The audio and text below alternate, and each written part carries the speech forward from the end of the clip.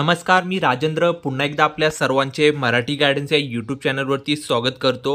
मुख्यमंत्री माझी लाडकी बहीण या योजनेअंतर्गत ज्या महिलांनी ऑनलाईन किंवा ऑफलाईन फॉर्म भरलेले होते त्या महिलांसाठी आता आनंदाची बातमी आहे।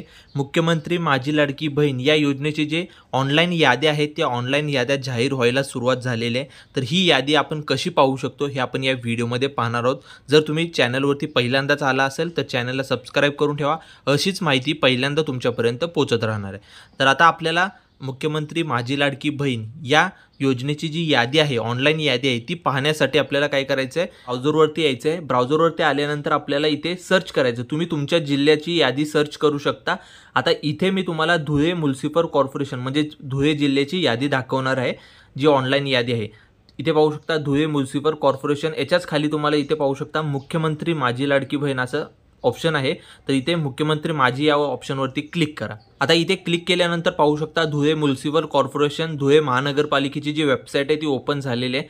इथे पाहू शकता मुख्यमंत्री माझी लाडकी बहीण लाभार्थी यादी, इथे आपल्याला लाभार्थी यादी पाहायला मिळणार आहे। सिरियल नंबर तुम्हाला पाहायला मिळतील आणि नेममध्ये वॉर्ड 1 वॉर्ड 2 असे वेगवेगळे वॉर्ड आपल्याला दिलेले आहेत। तर आता इथे समजा एक्झाम्पल मी तुम्हाला सिरियल नंबर 1 ची वॉर्ड नंबर 1 ची इथे डाउनलोडवरती क्लिक करायचे। डाउनलोडवरती क्लिक केल्यानंतर डाउनलोड अगेनवरती क्लिक करा किंवा डाउनलोड डायरेक्टली तुमच्यासमोर ओपन होईल। आता इथे पाहू शकता, मी जरा झूम करून दाखवतो तुम्हाला। आता इथे मी काही डिटेल्स ब्लर करणार आहे।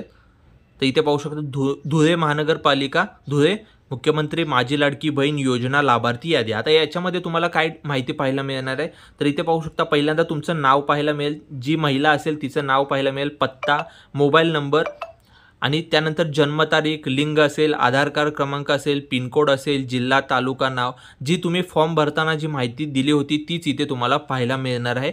आणि त्यानंतर तुमचा IFSC कोड असेल, बँक खाते क्रमांक, तर इथे तुम्ही तुमचे नाव आहे की नाही यादीमध्ये असं चेक करू शकता। अशाच प्रकारे तुम्ही इतर जिल्ह्याची यादी देखील पाहू शकता।